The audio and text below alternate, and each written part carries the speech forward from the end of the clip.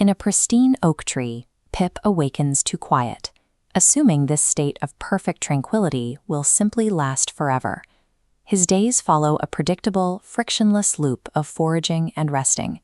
He operates under the assumption that a peaceful environment requires no maintenance.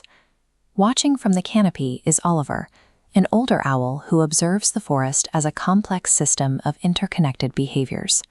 Oliver knows that peace is an active protocol, a cultivated discipline that must be guarded against the arrival of inevitable stress. Pip's current existence relies on his environment remaining static. He enjoys the silence, but lacks psychological armor for the moment it breaks. Suddenly, a chaotic family of squirrels crashes onto the branch, dropping heavy acorns directly next to his pristine nest. The sudden influx of movement, noise, and flying debris paralyzes Pip's daily routine, halting his ability to forage or rest. Objectively, the squirrels are executing a survival mechanism for the winter. To Pip, however, this looks like a targeted attack on his territory. As splintered wood and dirt contaminate his nest, Pip experiences a biological threat response. His heart rate spikes and his muscles tense for conflict. No ecosystem remains isolated. The external variables have breached his perimeter, and Pip's internal equilibrium shatters. Pip's feathers puff up. His vision fixates on the intruders as a surge of adrenaline demands immediate action.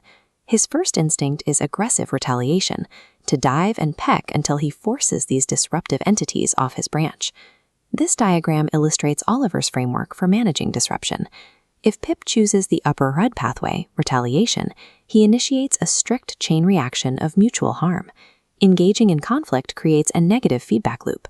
By fighting back, Pip generates permanent adversaries, ensuring his home branch remains a site of constant tension.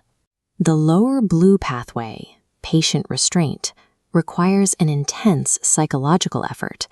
This protocol demands a suppression of biology, making it more difficult to execute than anger. Pip stands at a behavioral crossroads.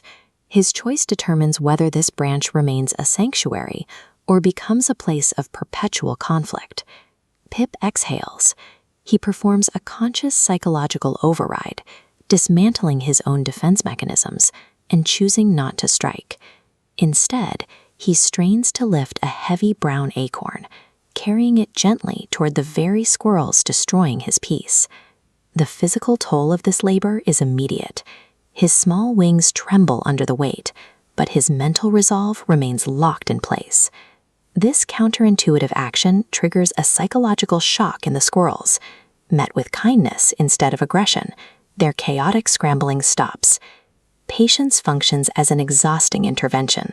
By absorbing the stress of the disruption, Pip de-escalates the situation before the squirrels can strike again.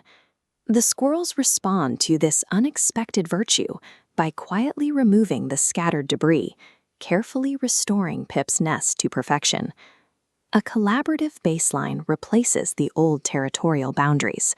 Both species now operate with a level of mutual respect that maintains the branch. We see the final translation of Oliver's philosophy.